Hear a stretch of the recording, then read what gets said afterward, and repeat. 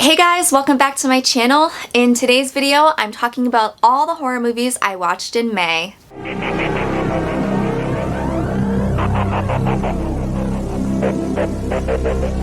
Like 9 movies, I think. Oh, actually, I also want to talk about 2 movies I watched at the end of April before I filmed my last wrap-up, so I want to include those in here.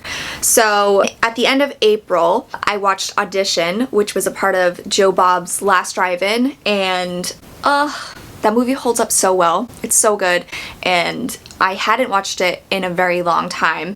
So Audition follows a widowed man, older man, who is looking for a new girlfriend, so he gets his filmmaker friends to hold a fake audition so he can basically audition his next girlfriend. And he meets and falls head over heels for this mysterious, beautiful young woman named Asami. But what he doesn't know is that Asami is a little mentally unstable. I first heard about this movie back when I watched Bravo's 100 Scariest Movie Moments, which was back before Bravo was like only doing housewife stuff, and I loved that show. It was a countdown of scariest movie moments, and I learned so much from that show. I learned about so many movies, and Audition was one of them. And the scariest movie moment was the moment where Asami is waiting by the phone for this man to call her, and then when he finally does call her, she smiles and she's got like a bag next to her, and then suddenly the bag starts moving. What's in the bag? You'll have to watch and find out, but it's a really dark, messed up story. Just watch it. It's on Shudder and it's really good. The next movie I watched at the end of April was Things Heard and Seen, starring Amanda Seyfried. Seyfried. It's on Netflix. I really enjoyed this one. This movie follows a young couple who moved to an isolated New England town. Is it New England? I don't know. It felt like New England. No, it's like New York. It's like farmlands in New York because the husband got a new teaching job at some like college, and the wife, she basically gives up all her dreams and moves to be with her husband, and they have a child. And they move into this beautiful home where she doesn't know much about it, but she soon begins to think that the home is haunted. And things start unraveling. There's a lot of secrets, and I don't want to give it away, but this felt like a very old school ghost story to me, mixed with something else. It felt very much like What Lies Beneath, and that's all I really want to say. Amanda Seyfried is amazing in this. I loved her. She hooked me in. I was so worried for her, and I loved following her as she's investigating the house, the backstory, and trying to figure out what the spirits are trying to tell her. The person who played her husband is a total douchebag. He was so good though. You hate him. You will hate this husband, and it will make you not want to get married. And she has a best friend named Justine, and it's played by Rhea Seehorn. She's in Better Call Saul, and she's incredible. She is so good. She is the friend that you want to have in any situation, but she stands up for what she believes in. She doesn't back down, and yeah, that might get her in trouble, but she was so good. I loved her. And I think that, yeah, the movie has its problems. It's kind of tonally all over the place towards the second half, but I still loved it. I loved the characters, and I loved following Amanda Seyfried's journey, and I just think it's a really enjoyable watch, and I highly recommend it. So now we are getting into May. The first one of May I watched was Shudder from 2004. So it follows a couple who are returning from a wedding or a party, and they're driving home, and a woman walks out into the middle of the road and they hit her. And then they suspect that they're being haunted by her. So the movie follows as they try to investigate who this woman is and try to uncover what she wants. And there's some big creepy reveals, and it was so good. I know there was a remake with Josh Jackson. I'm saying it like I'm his best friend. Joshua Jackson, which I didn't like. So I knew the twist that would come in this, but I still enjoyed it. It's still creepy, and it's fucked up, and I feel like it's another good for her movie, I would say. But yeah, that's on Netflix, so that was really good. I just love procedural type stories where the characters are trying to uncover the mystery and they're investigating. That's one of the reasons why I love The Ring so much, and this felt on par with The Ring for me.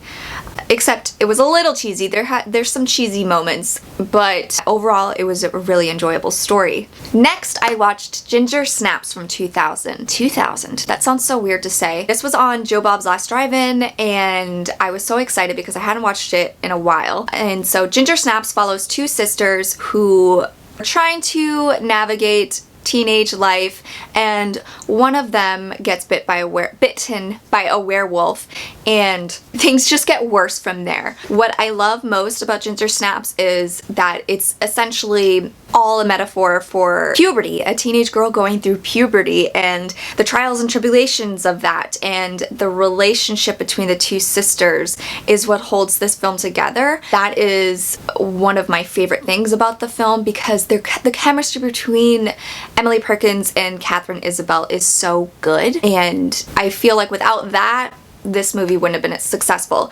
It's so funny at times while also being dark when it needs to be. Like, it was that perfect balance of campy humor and seriousness. This movie holds a special place in my heart because it's one of the last movies that I rented from Hollywood Video before it closed, and I remember seeing the cover art to the VHS or the DVD. It's a DVD, and I didn't like it, but my dad really wanted to watch it, so he's the one who is the reason I first ever saw Ginger Snaps and fell in love with it. So I love this movie, and I just think it's a phenomenal movie. It's so good, and it's a really damn good werewolf movie. And I don't have a problem with the title. I know Joe Bob said he doesn't like the title Ginger Snaps, but I think it's a cute title. So, am I alone? I don't think I'm alone. Next, I watched Alien. And then I watched Aliens. So, do you ever go through your life thinking that you for sure have seen a movie because it's so popular, so ingrained in pop culture? You're like, you know specific scenes, you know specific lines and moments, you know everything about that movie, and then you sit back and you're like, oh wait, I didn't actually watch that movie. So, I know I watched some Alien movie when I was little, but I don't remember which one it was, and I don't think I actually watched this before. So I watched Alien, and I'm gonna say it's for the first time because it was all new to me, and of course it's amazing. It's a classic for a reason. Sigourney Weaver is awesome as Ripley, and the first one, I love that it's like a slow burn where it's focused on the group of people, and we don't really get to see much of the alien or learn much about the alien. It's very claustrophobic and disorienting at times, and I love seeing Ripley in the position of power that she's in. And then I followed it up with Aliens, which it's like completely different. It's more action than sci-fi. It increases the stakes because there's more aliens, there's more risk for Ripley because she meets a little girl called Newt who she kind of takes in as her own. She acts like a mother to her, and it's like this battle between mothers in the end, and I fucking love it. It's embarrassing to say that I never watched it, but now I have, so suck it. Suck it. You can watch a movie whenever you want, okay? So I don't want to hear, oh, you're not a horror fan if you haven't watched it. Fuck you, okay? I watched it and you can suck it. Thank you. Thank you, goodbye. Whatever. Okay, so next I watched Skeleton Key. So Skeleton Key is a horror movie from 2005 starring Kate Hudson as a hospice nurse who moves in with this elderly family in New Orleans to take care of them, and she soon uncovers there's some dark secrets hidden in the home. And it involves skeleton keys. That's where it got its name. And it's fucked up. It's fucked up. So this movie came out when I was younger, and my mom and dad went to see it in the theaters, and they wouldn't invite me, and I was pretty upset about it. Still haven't forgiven them for that. And so it took me a while to watch the movie because I always associated it with that moment. But anyway, I finally watched it. It's on Amazon Prime. I believe, and I really liked it. It's a slow burn. I love the swamp bayou location setting. I loved learning about hoodoo, which is different from voodoo, and the cast is just great. Kate Hudson is so good in this, and I feel like people give her a lot of shit because she did a lot of romantic comedies, cheesy bad movies, but she's actually a really good actress, and I loved how much she cared for this old man in the movie, that she was willing to do whatever to save him. And I love following her as she looks into hoodoo and she's trying to figure out what's going on with this guy and in this house.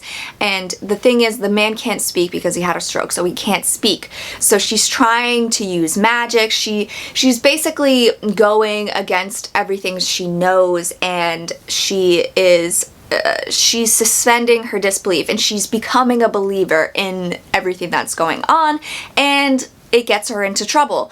I love watching this happen. I love Gina Rowlands. She's so fucking good. Watching Gina Rowlands and Kate Hudson together, they're so good.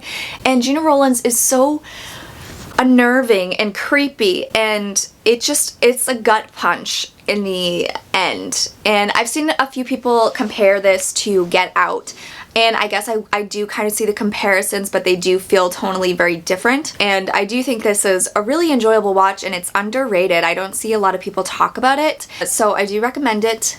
And go in blindly if you can, but I knew the twist that was gonna happen, and it still worked for me. Sometimes knowing that stuff makes the experience better because you know certain things to look for and pick up on. You're like, oh, okay.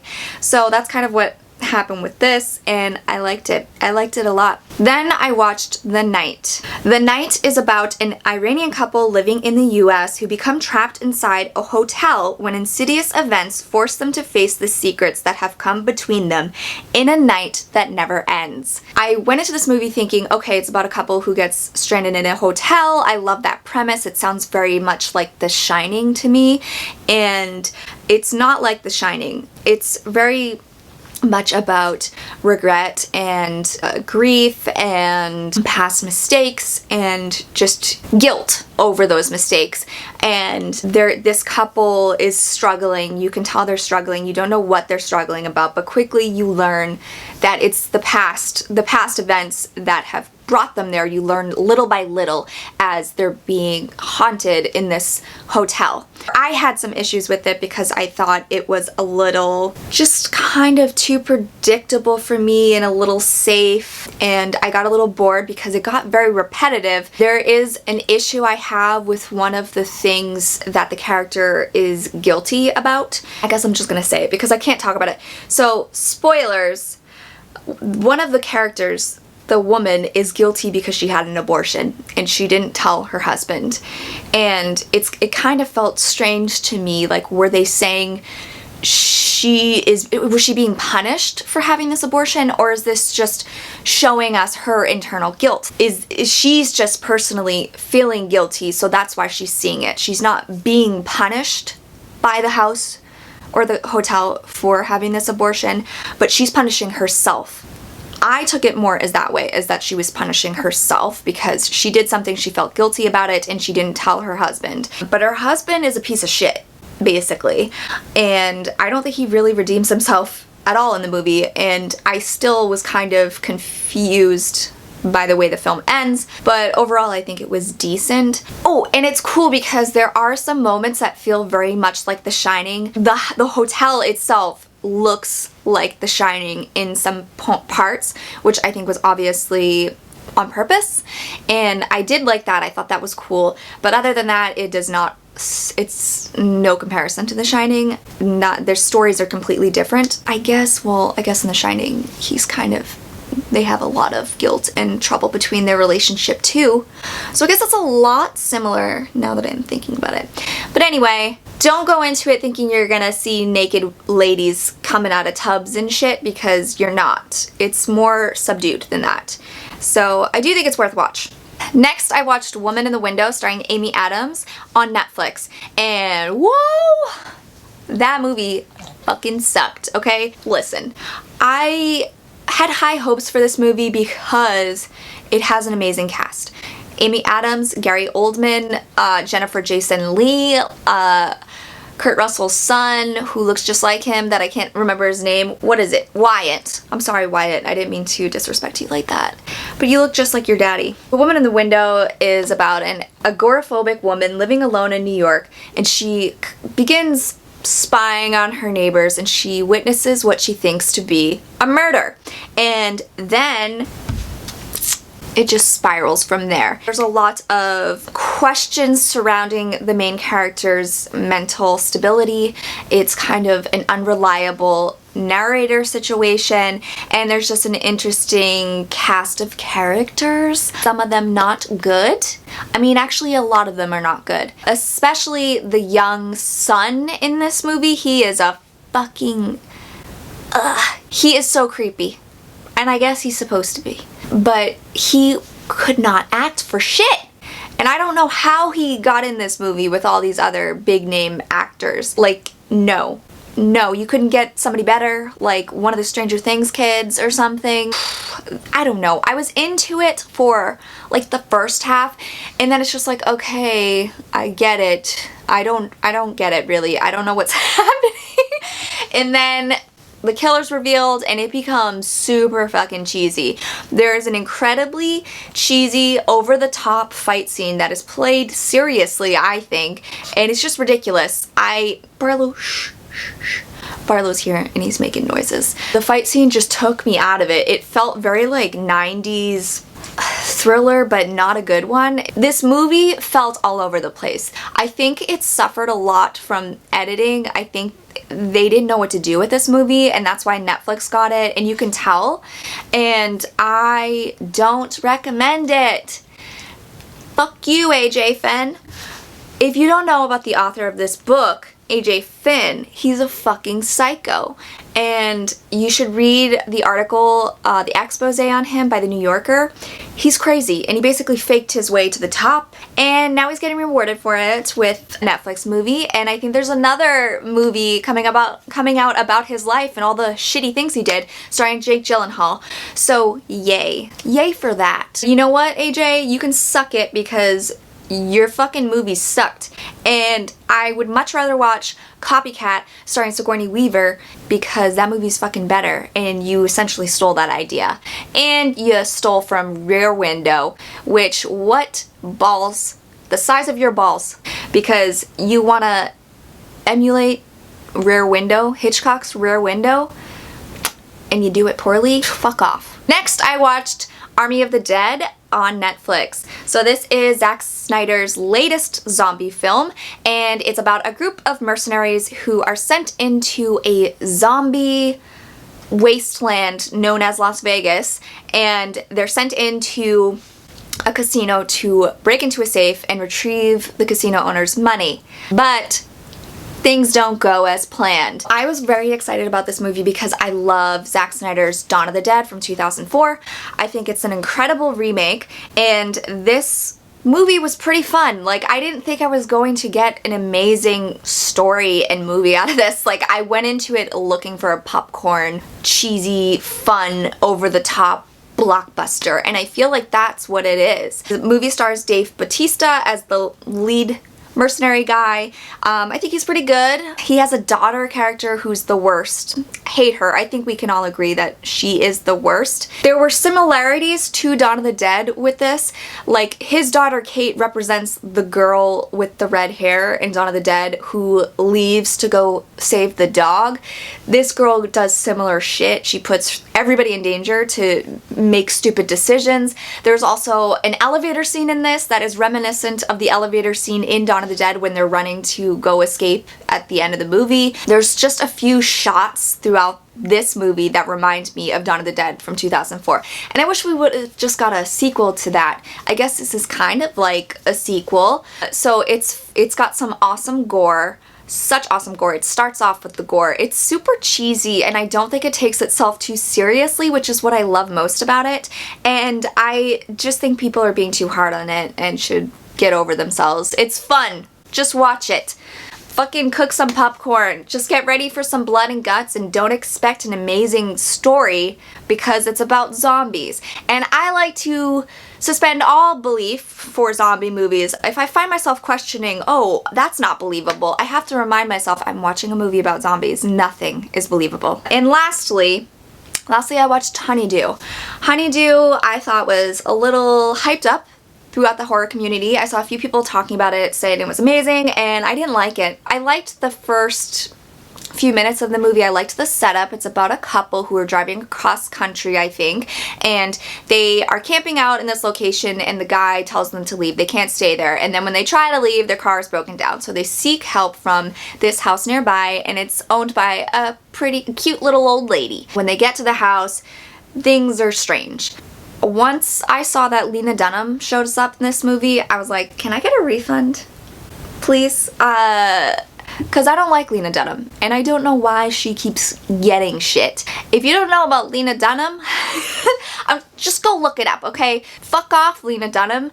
Get out of here. So when she shows up, it took me out of it, and I guess it's a spoiler, but who the fuck cares about Lena Dunham, okay? If that's what your whole movie is based around, unveiling Lena Dunham, then your movie is not for me. I thought that the couple was weird. I didn't like their relationship. There was zero chemistry between them, but I guess you could say that was on purpose because they're going through a strain in their relationship. I would compare this to Texas Chainsaw Massacre meets Hansel and Gretel, but it's not good.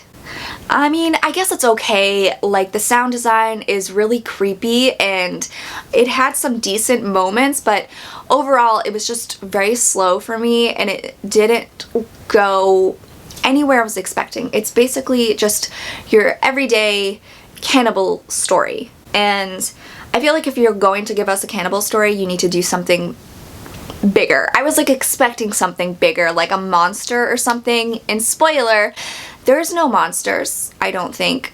Maybe I dozed off a little bit, but no. So yeah, I don't know. I paid $4.99 for it and I was given Lena Dunham.